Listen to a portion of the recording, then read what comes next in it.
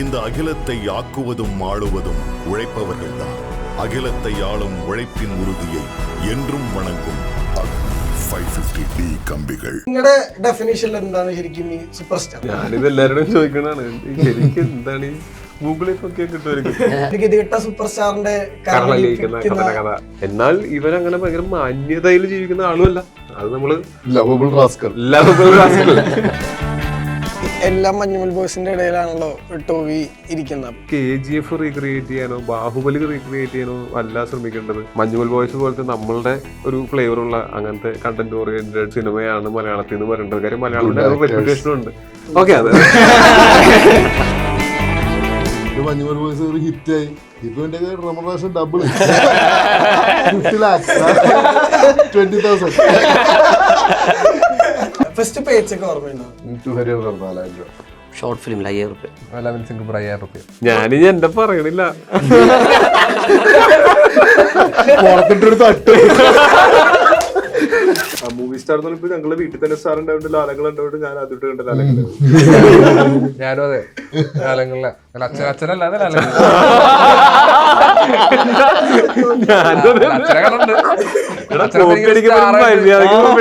Star ആയിട്ട് ഇങ്ങനെ തോന്നിയിട്ടില്ലല്ലോ. ഈ ചന്ദുവിന്റെ കൈയുടെ പരിപാടി ആരുടെ കൈയുടെ വെറുതെ കൈന്നിട്ട് ഞാൻ പറഞ്ഞ വിശ്വാസമില്ലേ.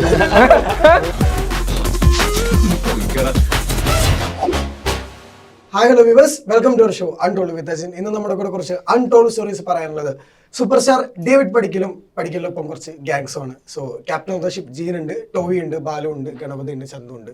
സോ എല്ലാവർക്കും വെൽക്കം. ഈ സൂപ്പർ സ്റ്റാർ എന്ന് പറയുമ്പോൾ തന്നെ ഒരു ആസ്പിറേഷൻ ആണല്ലോ. എല്ലാവരും നമ്മൾ സൂപ്പർ സ്റ്റാർ എന്ന് വിളിക്കാറില്ല, കാരണം നമ്മൾ കണ്ട് ഭയങ്കര സെലിബ്രേറ്റ് ചെയ്തിട്ടുള്ള. അപ്പൊ നിങ്ങളുടെ ഡെഫിനേഷനിൽ എന്താണ് ശരിക്കും ഈ സൂപ്പർ സ്റ്റാർ? എനിക്കറിയാമല്ലോ, ഞാനിത് എല്ലാവരോടും ചോദിക്കണാണ്, ശരിക്കും എന്താണ് ഈ ഗൂഗിളിൽ നോക്കിയാൽ കിട്ടുമായിരിക്കും സൂപ്പർ സ്റ്റാർ. അല്ല, ശരിക്കും എന്താണ് എനിക്കറിയില്ല. ഞാൻ വിചാരിക്കുന്നത് ഈ പറഞ്ഞ ഒരു പരിധി വിട്ടിട്ടുള്ള ആരാധന ആൾക്കാർക്ക് തോന്നുന്ന ആൾക്കാരെ ആയിരിക്കുമല്ലോ സൂപ്പർ സ്റ്റാർ എന്ന് വിളിക്കുന്നത്. ആയിരിക്കണം.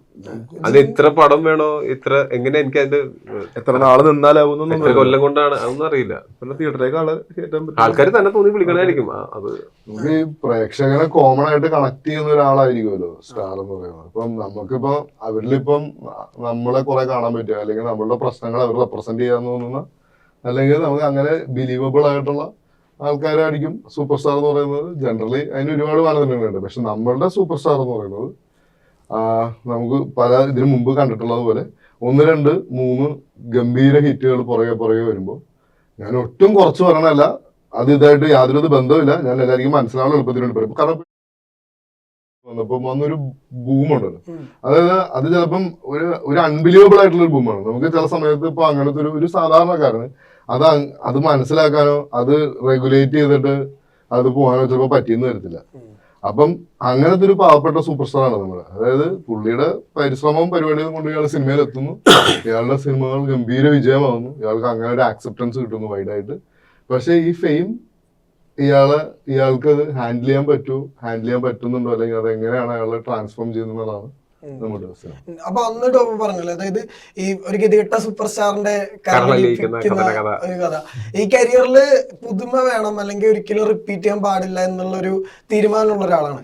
അപ്പോഴും ഈ പറഞ്ഞ പോലെ ഈ നടികളിലേക്ക് വരുമ്പോൾ ഈ ക്യാരക്ടറും എക്സൈറ്റ് ചെയ്യിക്കുമല്ലോ, മോർ ദാൻ സിനിമ. സൂപ്പർ സ്റ്റാറായിട്ട് നമ്മൾ പ്ലേ ചെയ്യുന്നു. മേ ബി നമുക്ക് എത്ര ഈ കാണിക്കുന്ന അട്രോസിറ്റിക്കൊക്കെ മേ ബി നമുക്കൊരു ലിമിറ്റ് ഉണ്ടാവില്ലല്ലോ അതിനകത്ത്. നമ്മൾ ഡിസൈഡ് ചെയ്യുന്നതാണല്ലോ. പക്ഷെ നമ്മൾ അതേ സമയം അത് മറ്റേ കാരിക്കേച്ചർ പോലെ ആവരുന്നുണ്ടായിരുന്നു. ആൾക്കാർക്ക് ഏതെങ്കിലും ഒരു പോയിന്റിൽ എന്തുകൊണ്ടാണ് ഇവരിങ്ങനെ ആയിരിക്കുന്നതെന്ന് ആൾക്കാർക്ക് മനസ്സിലാവുന്ന സമയത്ത് ഇവന് വേണ്ടി റൂട്ട് ചെയ്യാനും കൂടെ തോന്നണം. അല്ലാതെ ഇവനെ അങ്ങനെ വെറുത്ത് പോരുത്. അങ്ങനെ എക്സ്ട്രീമിലേക്കും പോകാൻ പാടില്ല. എന്നാൽ ഇവനങ്ങനെ ഭയങ്കര മാന്യതയിൽ ജീവിക്കുന്ന ആളുമല്ല. അത് നമ്മള് ലവബിൾ റാസ്കൽ. തെമ്മാടി അങ്ങനത്തെ ഒരു സാധനമാണ്. ഈ എല്ലാ മഞ്ഞുമൽ ബോയ്സിന്റെ ഇടയിലാണല്ലോ ടോവി ഇരിക്കുന്നത്. അപ്പൊ ഈ സക്സസ് നമുക്ക് ചുറ്റും ഒരു ഓറ ഉണ്ടാക്കില്ല. ഈ നടുക്ക് നിൽക്കുമ്പോ എങ്ങനെ ഇവരുടെ ഒരു സക്സസ് ഓറ ഉണ്ടല്ലോ ഈ മഞ്ഞുമലൊക്കെ കൊണ്ടുവന്ന്, അത് എത്രത്തോളം ഭയങ്കര എക്സൈറ്റ് ചെയ്യുന്നുണ്ട്. ഇത് മഞ്ഞുമലൊക്കെ ഷൂട്ട് തുടങ്ങുന്നതിനേക്കാളും മുമ്പേ നമുക്ക് ഇതിന്റെ കഥയും കാര്യങ്ങളൊക്കെ നമ്മുടെ ഒരു ഫോട്ടോഷൂട്ട് നടത്തിയതൊക്കെ ഇതിനൊക്കെ മുമ്പാണ്. അപ്പൊ അന്ന് മുതലേ നമുക്ക് അറിയാവുന്നതുമാണ്. ഇതിനകത്തുള്ള ഭൂരിഭാഗം ആൾക്കാരും എൻ്റെ വളരെ അടുത്ത സുഹൃത്തുക്കളുമാണ്. അപ്പോൾ എന്നെ സംബന്ധിച്ചിടത്തോളം അത് ഞാൻ എന്റെയും കൂടെ വിജയമായിട്ട് തന്നെയാണ് കാണുന്നത്. അത് ഇവരുടെ ഈ സിനിമ ഭയങ്കര വിജയമാവുമെന്നും കേരളത്തിന് പുറത്തേക്കൊക്കെ ഭയങ്കരമായിട്ട് പ്രൊമോട്ട് ചെയ്യണമെന്നും ഞാൻ അവിടെ ചെന്നിരുന്നപ്പോൾ പറഞ്ഞിട്ടുണ്ട്. ഞാൻ സെറ്റൊക്കെ കണ്ടു കഴിഞ്ഞിട്ട് എനിക്കിതിന്റെ പരിപാടി അറിയാം. അപ്പൊ ഞാൻ അന്ന് സൗഭികയുടെ അടുത്ത് പറഞ്ഞിട്ടുണ്ട്, ഇത് എന്തായാലും ഇത് അന്യഭാഷകൾ കാര്യം മലയാളത്തിൽ നിന്ന് ഇങ്ങനൊരു പരിപാടിയാണ് വന്ന് പുറത്ത് സക്സസ്ഫുൾ. കാര്യം വെച്ചാൽ മലയാളത്തിൽ നിന്ന് നമ്മളൊരു KGF റീക്രിയേറ്റ് ചെയ്യാനോ ബാഹുബലി റീക്രിയേറ്റ് ചെയ്യാനോ അല്ല ശ്രമിക്കേണ്ടത്. മഞ്ഞുമൽ ബോയ്സ് പോലത്തെ നമ്മളുടെ ഒരു ഫ്ലേവറുള്ള അങ്ങനത്തെ കണ്ടന്റ് ഓറിയന്റഡ് വെൽ മെയ്ഡ് നല്ല ടെക്നിക്കൽ ആസ്പെക്ട്സ് ഉള്ള ഒരു സിനിമയാണ് മലയാളത്തിൽ നിന്ന് വരേണ്ടത്. കാര്യം മലയാളത്തിന്റെ റെപ്യൂട്ടേഷനും ഉണ്ട്. ഓക്കെ, അത്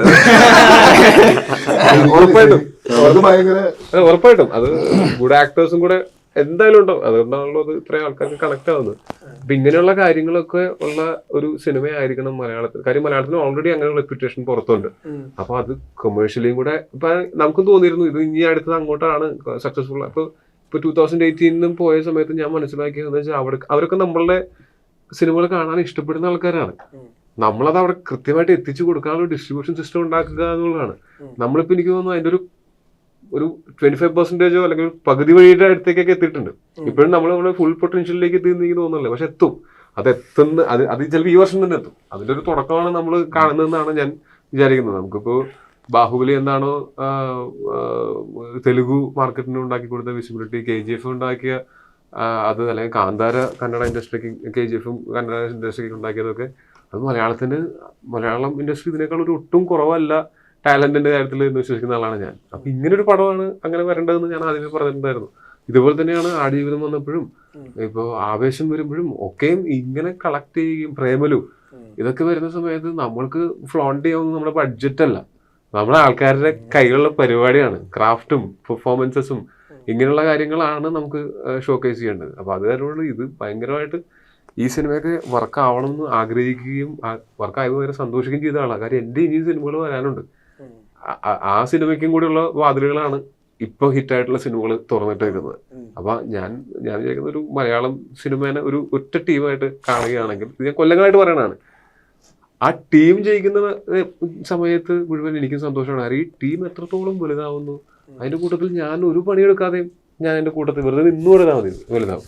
അത് എൻ്റെ ഒരു സെൽഫിഷ് കാര്യമായിട്ട് തന്നെയാണ് ഞാൻ കാണുന്നത്. അതുകൊണ്ട് തന്നെ ഞാൻ പറയുന്നത് തീർച്ചയായിട്ടും എനിക്കും മാത്രമല്ല ഇവരെല്ലാവരും ഇവരുടെ സക്സസിന്റെ ആ സമയം എന്ന് പറയുന്നത്, ഇവര് ഷൂട്ടിങ് കഴിഞ്ഞിട്ട് ഞാൻ ഇതിന്റെ ഫുട്ടേജ് കുറെ എനിക്ക് സൗഭിക ആ സമയത്ത് തന്നെ കാണിച്ചിട്ടുണ്ട്. മറ്റേ ആ കല്യാണപ്പാട്ടും പരിപാടിയൊക്കെ ഞാൻ തന്നെ കണ്ടിട്ടുണ്ട്.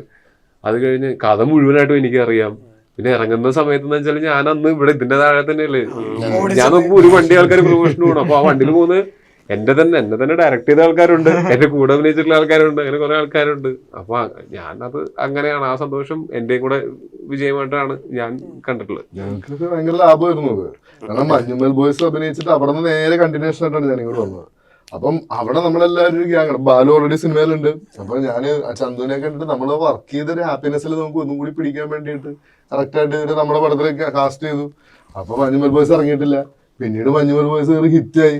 ഇപ്പൊ എന്റെ റെമുനറേഷൻ ഡബിൾ 50 lakhs 20,000. പിന്നെ ഇതിനകത്ത് ഒരു സോങ്ങിന്റെ അകത്ത് ഡയറക്ടറുണ്ട് മഞ്ഞുമൽ ബോയ്സിന്റെ, സുഷീനുണ്ട്, പലരും അതിനകത്ത് അഭിനയിച്ചിട്ടുണ്ട്. ഭയങ്കര കോസ്റ്റ്യൂംസ് ഒക്കെ ഈ ഹണീബി ഇറങ്ങുന്ന ടൈമില് ബില്ലബോങ്ങിന്റെ ബോക്സർ, ഈ കളർ കൊന്ത, അല്ലെങ്കിൽ മൊത്തത്തിൽ ഒരു അതിന്റെ ആ ക്യാരക്ടറിന്റെ കോസ്റ്റ്യൂം അടക്കമുണ്ടാണ്. ഈ നടികർ ഇറങ്ങുമ്പോഴും ഈ ഡ്രൈവ് ലൈസൻസ് ഇറങ്ങുമ്പോൾ ശ്രദ്ധിക്കുന്ന ഒരു കാര്യം, ഈ ക്യാരക്ടർ മൊത്തത്തിലാണ് ഡിസൈൻ ആവുന്നത്. ശരിക്കും പറഞ്ഞു കഴിഞ്ഞാൽ ഫ്രം ദ സ്ക്രാച്ച് എങ്ങനെയാ ക്യാരക്ടറിന്റെ ഓരോ സ്റ്റേജും ഉണ്ടാവുക. ക്യാരക്ടർ ഡെവലപ്മെന്റ് ചെയ്യുമ്പോൾ തന്നെ നമ്മൾ ബേസിക്കലി വാസ് ബ്ലെസ്ഡ് വിത്ത് കുറച്ച് നല്ല ആൾക്കാർ. പ്രവീൺ വർമ്മ ബ്രില്യന്റ് ആണ്. അതുപോലെ ഇപ്പൊ ഞാനിപ്പോ വർക്ക് ചെയ്യുന്ന ഏക്ത അടിപൊളിയാണ്. ഇപ്പം നമുക്ക് ഇതിന്റെ കളർ കോഡും സ്കീമും ഒക്കെ പറഞ്ഞു കൊടുക്കാനേ പറ്റത്തുള്ളൂ. പിക്കപ്പ് അത് അവരുടെ തന്നെ ചോയ്സ് ആണ്. അത് അവരെടുക്കുമ്പോൾ നമുക്ക് ഇത് ഓക്കെ എന്ന് പറയാന്നേ ഉള്ളൂ. പക്ഷെ അത് അവരുടെ തന്നെ ടാലന്റാണ്. പക്ഷെ നമുക്കിപ്പോ ഓൾറെഡി ഇപ്പം ബാലുവിന്റെ ക്യാരക്ടർ ഡിസൈൻ ചെയ്യുമ്പോഴത്തേക്കും ബാലു ഡേവിഡ് പടിക്കലിന്റെ കൂടെ തന്നെയുള്ള ലെനിൻ എന്ന് പറഞ്ഞ ക്യാരക്ടറാണ്. അപ്പൊ ഇവന്റെ ലോകത്തിലെ ഏറ്റവും വലിയ ഹീറോയും പുരുഷനും എല്ലാം ഡേവിഡ് പടിക്കലാണ്.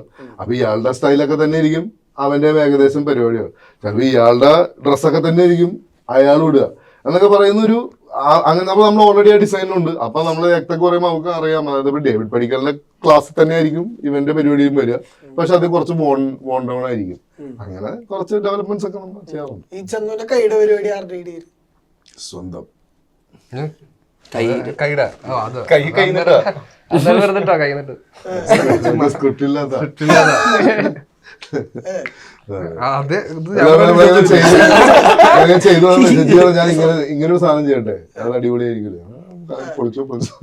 അത് അങ്ങനെ ഈ പറഞ്ഞ ഇംപ്രോവൈസേഷൻസിൽ കുറെ പരിപാടികൾ വന്നിട്ടുണ്ട്. ഈ പടം ഫുള്ള് ഇംപ്രോവ്ഡ് ആണ്. എന്ന് വെച്ചാൽ ഡയലോഗ്സും കാര്യങ്ങളൊക്കെ നമുക്ക് ഫിക്സ്ഡ് ആണ്, എഴുതിയിട്ടുണ്ട്, പരിപാടികളൊക്കെ ഉണ്ടെങ്കിലും ഇതൊരു give and take type of പടമാണ്. നമുക്കിതിപ്പം ഇവര് അങ്ങോട്ടും ഇങ്ങോട്ടും കൊടുത്താലേ അതിനൊരു ലൈഫ് ഉള്ളൂ. ഇവരുടെ കെമിസ്ട്രി ഭയങ്കര ഇമ്പോർട്ടന്റ്. അപ്പം ചില സമയത്ത് നമുക്ക് അങ്ങനെ തന്നെ സ്ട്രിക്ട്ലി അങ്ങനെ പറയാൻ പറ്റത്തില്ല. കണ്ടന്റ് മിസ് ആവരുത്, ഇവർക്ക് കംഫർട്ടബിൾ ആയിട്ടുള്ള രീതിയിൽ പറയാന്നുള്ളതാണ്. ഇഷ്ടംപോലെ ഇപ്പൊ ഇതിലെ ചില സീനിലെ കോൺവെർസേഷൻ ഒന്നും എഴുതാൻ പറ്റുന്ന എനിക്ക് തോന്നുന്നില്ല. അത് ചെയ്ത് തന്നെ നമ്മൾ പടം ഡിസ്കസ് ചെയ്യുമ്പോൾ തന്നെ ഉണ്ടായിരുന്നു, അത് എടാ ഇത് നോക്കണ്ട, ഈ സീനോട് ഇരിക്കട്ടെ, നമുക്ക് അവിടെ ചെന്ന് ഇമ്പ്രൂവ് ചെയ്യാം.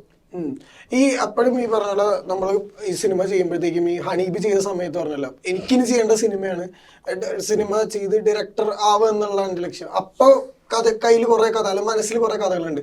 അപ്പൊ ഉണ്ടായിരുന്ന കഥകളിൽ ഒന്നാണ് ഇങ്ങനത്തെ ഒരു സിനിമയുടെ ഉള്ളിൽ സിനിമ ചെയ്യണം. അപ്പൊ ഉണ്ടായ സിനിമകളൊന്നും തന്നെ പിന്നെ ചെയ്തിട്ടില്ല എന്നുള്ളതാണ്. ആ കഥയൊക്കെ ശരി എല്ലാ കാലഘട്ടമാണ്. ഇപ്പൊ ഒരു സിനിമ പ്ലാൻ ചെയ്യണമെങ്കിൽ 3 വർഷം കഴിഞ്ഞ ആൾക്കാര് എന്ത് മൈൻഡിലാണെന്ന് ആലോചിക്കണം പൊളിറ്റിക്കലി. അവർക്ക് ഇപ്പം ആ സമയത്ത് എന്താണ് സപ്പോർട്ട് ചെയ്യുക. ഇപ്പം ഇപ്പോഴത്തെ ഒരു പടം എനിക്ക് അടുത്ത ചെയ്തു വരുമ്പം ഡേറ്റ് ഒക്കെ കിട്ടി വരുമ്പോൾ 3 വർഷം കഴിയും. അപ്പൊ അത് പഴയതായിട്ടുണ്ടാവും. അപ്പൊ അങ്ങനെ ഇപ്പൊ ചിന്തിക്കാനേ പറ്റില്ല. ഇപ്പൊ ഹണീബിയുടെ സമയത്തുള്ള കഥയൊക്കെ അന്ന് തന്നെ വേണ്ടെന്ന് വെച്ചിട്ടുണ്ട്. ഈ ശരിക്കും പറഞ്ഞു കഴിഞ്ഞാൽ ഈ മഞ്ഞുമൽ കഴിഞ്ഞിട്ട് ചിദംബരം കൊടുത്ത ഓരോ ഇന്റർവ്യൂലൊക്കെ ഭയങ്കര ക്ലാരിറ്റിനെ കുറിച്ചിട്ട് ഇങ്ങനെ എല്ലാവരും പറയണ്ടായിരുന്നു. പുള്ളി ഭയങ്കര വ്യക്തമായ ക്ലാരിറ്റി ഉണ്ട്. ശരിക്കും നിങ്ങൾ ബ്രദേഴ്സ് ഡിസ്കസ് ചെയ്യുമ്പോഴത്തേക്കും എങ്ങനെ ഇപ്പോഴത്തെ കാലത്തുള്ള സിനിമകൾ പൊതുവെ നിങ്ങൾ രണ്ടുപേരും കൂടെ ഡിസ്കസ് ചെയ്യുക? കാസ്റ്റിംഗ് ഡയറക്ടർ കൂടെ ആണല്ലോ. ഇപ്പോഴത്തെ സിനിമ എങ്ങനെ ഡിസ്കസ് ചെയ്യുന്ന പറഞ്ഞാൽ എങ്ങനെ പൊതുവെ നിങ്ങൾ തമ്മിലുണ്ടാകുന്ന ചർച്ചകൾ?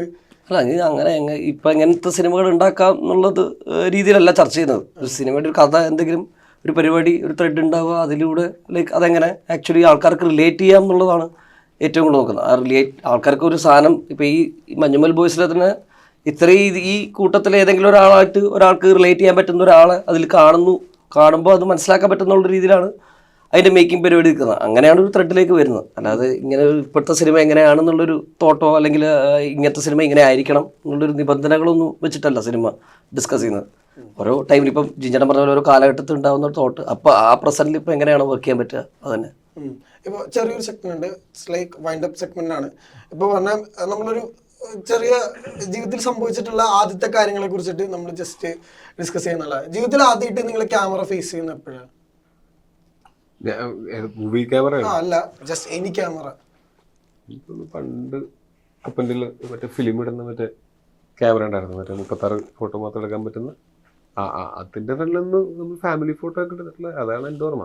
ഫസ്റ്റ് ഫോട്ടോഷൂട്ട് ഞാൻ ഈ സിനിമയിൽ അഭിനയിക്കാനായിട്ട് ഇറങ്ങുന്നതിന് മുമ്പ്, ജോലി കിട്ടുന്നതിന് മുമ്പ്, കോഗ്നിഷനിൽ വർക്ക് ചെയ്യുന്നതിന് മുമ്പ്, കോളേജ് കഴിഞ്ഞിട്ട് കുറച്ച് സമയം ഉണ്ടായിരുന്നു. ആ സമയത്ത് ഞാൻ ഒരു പോർട്ട്ഫോളിയോ ഫോട്ടോഷൂട്ട് ചെയ്തിട്ടുണ്ടായിരുന്നു. അതാണ് ഒരു പ്രോപ്പർ ഈ ക്യാമറ, ഒരു SLR ക്യാമറയിൽ എടുക്കുന്ന ഫോട്ടോസ്. ഷാബു ആദിത്യ എന്ന് പറഞ്ഞിട്ടൊരു ഫോട്ടോഗ്രാഫർ ഉണ്ട്, അദ്ദേഹമാണ് അന്ന് സ്റ്റിൽസ് എടുത്തത്. അല്ല, ഞാന് ബേസിക്കലി ഇത്തിരി കുറച്ച് ഇൻട്രോവേർട്ടാണ്, ക്യാമറ ഇത്തിരി പേടിയാ. അപ്പം ചെറുപ്പത്തില് ഈ തെങ്കാശി പട്ടണം വന്ന് കുറവുണ്ടായിരുന്നു. തെങ്കാശി പട്ടണം ഇറങ്ങിയ സമയത്ത് ഹിറ്റായപ്പം ഒരു പുതിയ ഐഡിയ ഇട്ട് വന്നു. സുരേഷ് ഗോപി ഫാമിലി ഒരു ഫോട്ടോ, നമ്മളെ പപ്പ family photo, Rafi uncle family photo, എന്നിട്ട് എൻ്റെ അത് 75 ദിവസം 50 ദിവസം എഴുതിയിട്ട് ഫാമിലി ഹിറ്റ് എന്നും പറഞ്ഞിട്ടുണ്ട്. ഇതിന്റെ മുമ്പിൽ നിന്ന് പോസ് ചെയ്യാം. പപ്പയൊക്കെ അപ്പൊ തന്നെ പുഴുങ്ങി, അന്നാണെങ്കിൽ നല്ല തടിയുണ്ട്, ഇങ്ങനെയൊക്കെ അറിയാണ്ടൊക്കെ പറ്റയൊക്കെ വെട്ടി ആ പുഴുങ്ങിയ പോസ്റ്ററേക്ക് എറണാകുളം മൊത്തം എല്ലാരും മഞ്ഞ കളർ ഡ്രസ്സൊക്കെ ഇട്ടിട്ട് ഫാമിലി ഹിറ്റ്. അതാണ് ആദ്യത്തെ. വീട്ടിൽ പണ്ട് അച്ഛനൊരു ഹാൻഡി ക്യാം ഉണ്ടായിരുന്നു. അപ്പൊ അതിന്റെ വീട്ടിൽ ഫംഗ്ഷൻസ് ഒക്കെ ഷൂട്ട് ചെയ്യണം അതിലായിരുന്നു. എല്ലാ ഫംഗ്ഷൻ ഷൂട്ട് ചെയ്ത് അച്ഛൻ തന്നെ എഡിറ്റ് ചെയ്തിട്ട് ഒരു CD-യിലേക്ക് എല്ലാവരും കൊടുക്കും. അങ്ങനത്തെ ഒരു പരിപാടി ഉണ്ടായിരുന്നു. അച്ഛൻ ഈ ഹാൻഡി ക്യാം വാങ്ങിച്ചതിന് ശേഷം എപ്പോഴും ഞാൻ ഇതിന്റെ മുമ്പിൽ ഉപയോഗിക്കും. ഫുൾ ടൈം എന്റെ മുമ്പിൽ നിന്ന് പുള്ളിക്ക് മനസ്സിലായി ഞാനിങ്ങനെ നിൽക്കുള്ളൂ. എപ്പോഴും എല്ലായിടത്തും പോയി ചിരിച്ചു കാണിക്കും, ചാടിയൊക്കെ നോക്കും, ഇങ്ങനെ ലെൻസ് വരാൻ വേണ്ടിയിട്ടുള്ള പരിപാടിയൊക്കെ. പിന്നെ പുള്ളി അത് എനിക്ക് തന്നു, എന്നോട് ഷൂട്ട് ചെയ്യാൻ പറഞ്ഞു. വഴി അതാണ് എന്റെ ക്യാമറ ആയിട്ടുള്ള ബന്ധം. അതാ ക്യാമറ കണ്ട ചാടി. ചെറുപ്പത്തിൽ ഫോട്ടോസ് ഇങ്ങനെ TV ചന്ദ്രൻ എന്ന് പറഞ്ഞ ഡയറക്ടർ എൻ്റെ ചിതുവിൻ്റെ അച്ഛൻ്റെ ഒക്കെ കുറെ ഫോട്ടോസ് ചെറുപ്പത്തിൽ അതായിരുന്നു ഫസ്റ്റ് ഫോട്ടോഷൂട്ട് എന്ന് പറഞ്ഞാൽ പുള്ളി എടുത്തിട്ടുള്ള ഫിലിം ക്യാമറയിൽ. എന്റെ തന്നെ വീട്ടിലെ ക്യാമറയിൽ എടുത്തേക്കുന്ന പരിപാടി തന്നെയായിരുന്നു. അല്ലാണ്ട് ഫോട്ടോഷൂട്ട് പരിപാടി അങ്ങനെ ഇതൊന്നും വലിയ ഷൈ അല്ലായിരുന്നു. എനിക്കതൊന്നും വലിയ പ്രശ്നമുള്ള കാര്യങ്ങളല്ല. ഫസ്റ്റ് പേച്ചൊക്കെ ഓർമ്മയുണ്ടോ? ഫസ്റ്റ് സാലറി സിനിമയിൽ കിട്ടിയില്ല. സിനിമ എനിക്ക് ഓർമ്മയുണ്ട്, ABCഡിലായിരുന്നു. ഹരിയർ 4,000 രൂപ. എനിക്ക് ശാന്ത പോട്ട് തന്നെ സിനിമ പൈസ പറഞ്ഞിട്ട് ഷോർട്ട് ഫിലിമിൽ 5,000 രൂപ. 11 സിംഗപ്പൂർ 5,000 രൂപ. അതെല്ലാ തുടക്കക്കാരിക്കും 4,000 രൂപ. ഞാനിനി എന്റെ പറയണില്ല.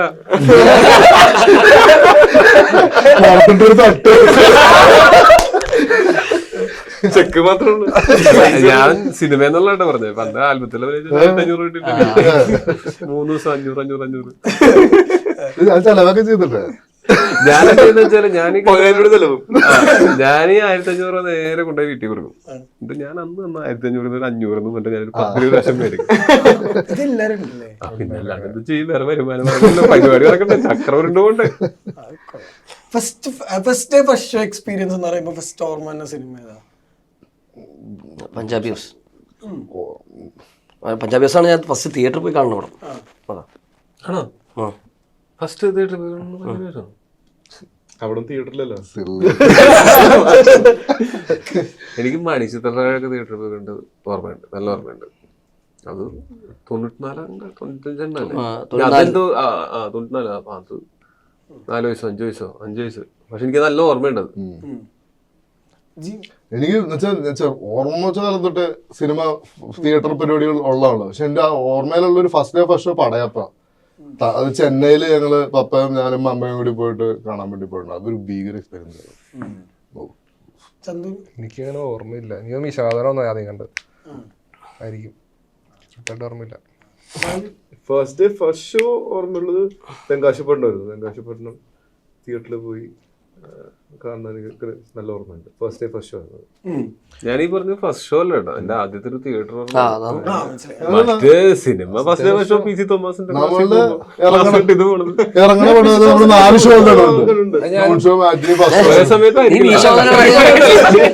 അല്ല എന്നാലും ഞാനും അവിടെ അങ്ങനെ കട്ട് ചെയ്താ പോയിരുന്നു. ആലുവയില് ആലുവയെ കട്ട് ചെയ്തിട്ട് ഞാൻ തൃശ്ശൂരാ. അവിടെ അന്വേഷിച്ചു വന്നിട്ടുണ്ടല്ലോ. PC തോമസ് ഒരു ദിവസം വന്നു. അവിടെ ഇങ്ങനെ സലീംഖാൻ പഠിക്കണമെന്ന് പറഞ്ഞാൽ എന്നെ അന്വേഷിച്ചു. ഞാൻ അവിടെ ഇല്ല, ആ സീനത്ത് തിയേറ്ററിലായിരുന്നു.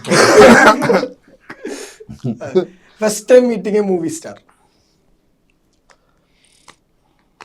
എനിക്ക് ഉണ്ട് കേട്ടോ, എനിക്ക് ഓർമ്മയുള്ളത്. ബേസിക് ഞാൻ കാബൂളിവാല എന്ന് പറഞ്ഞ പടം നടക്കുമ്പോഴത്തേക്കും അതിന്റെ ലൊക്കേഷൻ എന്റെ ഷൂട്ടിന്റെ സമയത്ത് എന്നെ ഇങ്ങനെ അവിടെ കൊണ്ടുപോകും, പപ്പയുടെ റൂമിൽ കൊണ്ടുപോകും. ലഞ്ച് ബ്രേക്കിന്റെ സമയത്ത് ഡോർ നോക്കിയിട്ട് ഞാൻ ഇങ്ങനെ തുറക്കുമ്പോൾ തീരെ ചെറുതാണ്, ഇങ്ങനെ ടവറിൽ ഇങ്ങനെ വിനീത് നിൽപ്പുണ്ട്, മറ്റേ ചെമ്പ മുടിയൊക്കെ ആയിട്ട്. അതാണ് അപ്പൊ നമുക്ക് അത് സിനിമ, കാരണം നോർമൽ മനുഷ്യനെ പോലെ എനിക്ക് തോന്നിയില്ല. സംതിങ് എൽസ്, വേറൊരു പരിപാടിയൊക്കെ ഉണ്ടല്ലോ. ഇത് ഞാൻ അങ്ങനെ എനിക്ക് വളരെ ചെറുപ്പത്തിലൊന്നും അങ്ങനെ ആരെയും ഇങ്ങനെ ആക്ടേഴ്സിനൊന്നും കാണാനുള്ള അവസരമൊന്നും അധികം കിട്ടിയിട്ടില്ല. ഞാൻ ആദ്യമായിട്ട് കണ്ടത് നമ്മള് ഒരു വൈസ് മെൻസ് ക്ലബ് എന്നൊരു ക്ലബ് ഉണ്ടായിരുന്നു. അപ്പൊ അതിന്റെ ഇങ്ങനെ ഒരു ആനുവൽ മീറ്റിങ്ങോ അങ്ങനത്തെ ഒക്കെ പോലത്തെ ഒരു മീറ്റിംഗ്സ് ഒക്കെ ഉണ്ടാവില്ല. അപ്പൊ അങ്ങനത്തെ ഒരു പരിപാടിക്ക് കണ്ണൂരം കണ്ടാന്ന് പരിപാടിക്ക്. അപ്പൊ അവിടെ അന്ന് ഗസ്റ്റ് ആയിട്ട് വന്നത് ഭീമൻ രഘു ആയിരുന്നു. പുള്ളിയായിട്ടിരുന്നത്. ഞാനന്ന് പുള്ളിയോട് കുറെ സംസാരിച്ചിട്ടുണ്ട്. പുള്ളിക്ക് അതൊന്നും ഓർമ്മ ഉണ്ടാവില്ല, പക്ഷെ ഞാനും തീരെ ചെറുതായിരുന്നു. പുള്ളി അന്ന് പാട്ടൊക്കെ പാടിയിരുന്നു, എനിക്ക് നല്ല ഓർമ്മയുണ്ട്. കൊറേ ഓർമ്മയുണ്ട് കേട്ടോ.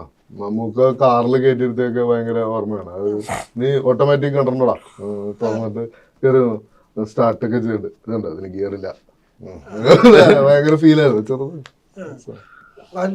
ആ മൂവി സ്റ്റാർ എന്ന് പറയുമ്പോൾ ഞങ്ങളുടെ വീട്ടിൽ തന്നെ സ്റ്റാർ ഉണ്ടായിട്ട് ലാലങ്ങൾ ഉണ്ടായിട്ട് ഞാൻ ആദ്യമായിട്ട് കണ്ട ലാലങ്ങൾ. ഞാനും അതെ, ലാലങ്ങളിലെ അച്ഛനല്ലാതെ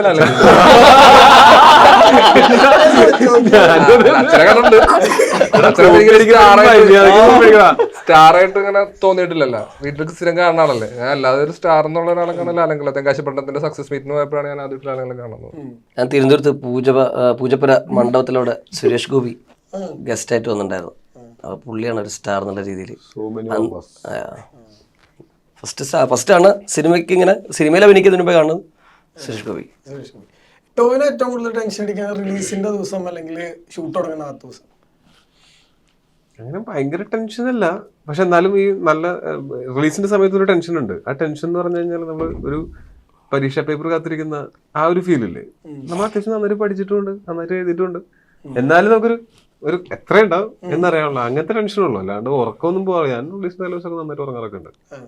ഷൂട്ട് തുടങ്ങുന്ന ദിവസം നന്നായിട്ട് ഉറങ്ങണ്ടേ? അങ്ങനെ ടെൻഷൻ അല്ല, നമ്മള് ഓൾറെഡി അറിയാലോ. പിന്നെ ഇതെന്ന് വെച്ചാൽ ഞാൻ ചെന്നപ്പം മുതൽ അങ്ങോട്ട് പെർഫോം ചെയ്ത് മരിക്കണ്ടല്ലോ. ഇപ്പൊ ഇത് ഒരു ടീം എഫേർട്ട് അല്ലേ. ചെന്ന് കഴിഞ്ഞാൽ എല്ലാരും കൂടിയിട്ടല്ലേ നമ്മളെ മീറ്ററൊക്കെ സെറ്റ് ചെയ്ത് വരുന്നത്. റിലീസിന്റെ ഷൂട്ടിംഗ് നമുക്ക് ടെൻഷൻ ഇല്ല, ഷൂട്ടിംഗ് എക്സൈറ്റഡ് ആണ്, നമ്മളത് എടുക്കും, നമുക്ക് അറിയാലോ എന്താ ചെയ്യണ്ടേ. ഇതിപ്പം റിലീസ് എന്ന് പറഞ്ഞു കഴിഞ്ഞാൽ നമ്മൾ ഇത്രയും എഫേർട്ട് എടുത്തിട്ട് അത് നാളെ പുറത്തോട്ട് ഒരു അഭിപ്രായത്തിന് വേണ്ടി വെയിറ്റിംഗ് ആണല്ലോ. അത് എന്താണെങ്കിലും കുഴപ്പമില്ല, നല്ല അഭിപ്രായമാണെങ്കിലും മോശം അഭിപ്രായമാണെങ്കിലും നമുക്ക് ഒരു പെട്ടെന്നൊരു സൈ ഓഫ് റിലീഫ് വരും. പക്ഷെ അഭിപ്രായം അറിയുന്നവരെയുള്ള ഒരു വീർപ്പ് കൂട്ടല് ബുദ്ധിമുട്ടാണ്. ഒരു വയസ്സൊക്കെ കൂടും ഒരു സിനിമ ഇറങ്ങുമ്പോ. ഈ പറഞ്ഞ മഞ്ഞുമല കണ്ട ഒരു വിഷ്വല് ശരിക്കും എനിക്ക് ഓർമ്മയുണ്ട്. കാരണം തിയേറ്ററിൽ ഏറ്റവും താഴെ ഇരുന്നാണ് കാണുന്നത് ശരിക്കും സിനിമ കാണുന്നത് ഈ മഞ്ഞുമല്. അപ്പൊ ശരിക്കും ഈ കേരളത്തിന് മുമ്പ് ഒരു ഭയങ്കര ഇതുണ്ടല്ലോ, കാരണം തിയേറ്റർ ഫുള്ളും ഭയങ്കര ആളുകളാണ്, ഈ എല്ലാരും എന്താ സംഭവം എന്ന് അറിയാൻ വേണ്ടി വന്നേക്കാം. അപ്പൊ ശരിക്കും ആ മൈൻഡ് സെറ്റ് ശരിക്കും എങ്ങനെയാ കൺവേർട്ട് ആയത് ശരിക്കും ഈ റിലീസ് കഴിയുമ്പോഴത്തേക്കും? അല്ല, റിലീസ് കഴിഞ്ഞപ്പോഴും എനിക്ക് അതിൽ കുറേ ആൾക്കാർ നമ്മുടെ ആൾക്കാർ തന്നെ ഉണ്ടായിരുന്നു. അപ്പോൾ നമുക്ക് അതുകൊണ്ട് അവിടുത്തെ കാര്യം ഒന്ന് ജഡ്ജ് ഇത് പുറത്തിറങ്ങിയിട്ട് ആൾക്കാർ എന്ത് പറയുന്നു. കാരണം ഈ പടം അതിനു മുമ്പേ കണ്ടിട്ടുള്ള ആൾക്കാർ എന്ന് പറഞ്ഞാൽ സമീർ കാമ്പൂക്ക, ചെമ്പൻചേട്ടൻ ഇവരൊക്കെ വന്ന് കണ്ടിട്ടുണ്ട്. അപ്പോൾ അവരുടെ നിന്നൊക്കെ അത്രയും നല്ലൊരു ഫിലിം മേക്കേഴ്സിൻ്റെ നല്ലൊരു അഭിപ്രായം കിട്ടുന്നത്. പക്ഷേ ഇത് ജനങ്ങൾ എങ്ങനെ അക്സെപ്റ്റ് ചെയ്യുന്നുള്ളത് നമുക്കത് പറയാൻ പറ്റില്ല. അത് സിനിമയ്ക്കുള്ള ആൾക്കാരും ഇപ്പോൾ നമുക്ക് ഈ പടം കുറേ കണ്ട് നമുക്കൊരു സാച്ചുറേഷൻ പോയിന്റിൽ ഇങ്ങനെ നമുക്ക് മനസ്സിലാവില്ല ഇത് എങ്ങനെയാണ് എത്തുന്നത്, ഏതൊക്കെയാണ് വർക്കാവുക. നമ്മൾ ചിലപ്പം ഒട്ടും എക്സ്പെക്ട് ചെയ്യാത്തൊരു സാധനമായിരിക്കും അവിടെ വർക്കാവുന്നത്, അല്ലെങ്കിൽ തീരെ എക്സ്പെക്ട് ചെയ്തൊരു സാധനം തീരെ വർക്കാവേണ്ടി വരും. അപ്പോൾ മഞ്ഞുമല ഇറങ്ങിയപ്പോൾ ഇതേപോലെ തന്നെ പുറത്തിറങ്ങിയിട്ട് പല റിവ്യൂസും, അതൊരു സെക്കൻഡ് ഷോ കഴിഞ്ഞപ്പോഴാണ് അതിൻ്റെ ഒരു ഫുൾ പരിപാടിയിലേക്ക്. പിന്നെ ഇത് ഓരോ ദിവസം കഴിയുമ്പോഴത്തേക്ക് അതിൻ്റെ പരിപാടി മീറ്റർ മാറിക്കൊണ്ടിരിക്കുന്നുണ്ടായിരുന്നു. പിന്നെ തമിഴ്നാട്ടിൽ വേറൊരു പരിപാടി നടക്കുന്നു, നമ്മൾ ചെന്നൈയിൽ പോകുന്നു, അവിടെ വേറെ ഒരു ലോകത്തേക്ക് നമ്മൾ എത്തുന്നു. അപ്പം അങ്ങനെ മീറ്റ് ചെയ്തപ്പോൾ എന്തായാലും ഫസ്റ്റ് റിയാക്ഷൻ എനിക്കറിയില്ല എന്താ പറയേണ്ടത്. ഭയങ്കര അടിപൊളിയായിരുന്നു, നമ്മളെല്ലാവരും ഉണ്ടായിരുന്നു ഇതേപോലെ തന്നെ. ഇപ്പോൾ ഈ പറഞ്ഞ പോലെ മെയ് 3 ഭയങ്കര വലിയ ദിവസമാണ്, ഭയങ്കര ആകാംക്ഷയോടുകൂടെ കാത്തിരിക്കുന്ന സിനിമ എന്ന് തന്നെ പറയാം. ട്രെയിലറിലും ടീസറിനും കിട്ടിയിട്ടുള്ള ഒരു ഇമ്പാക്റ്റും അല്ലെങ്കിൽ പ്രതീക്ഷ ഉണ്ടല്ലോ, അത് ഈ പറഞ്ഞ പോലെ വലിയ രീതിയിൽ ജനങ്ങളിലേക്ക് എത്തട്ടെ. ഈ പറഞ്ഞ പോലെ തിയേറ്ററിലേക്ക് വലിയ രീതിയിൽ ആളുകൾ ഇരച്ചു കയറി ഡേവിഡ് പടിക്കൽ സെലിബ്രേറ്റ് ചെയ്യട്ടെ എന്ന് ஆசம்சிக்கான. அப்போ thank you for the time and all this. இந்த அகிலத்தை ஆக்குவதும் ஆளுவதும் உழைப்பவர்கள்தான். அகிலத்தை ஆளும் உழைப்பின் உறுதியை என்றும் வணங்கும் 550D கம்பிகள்.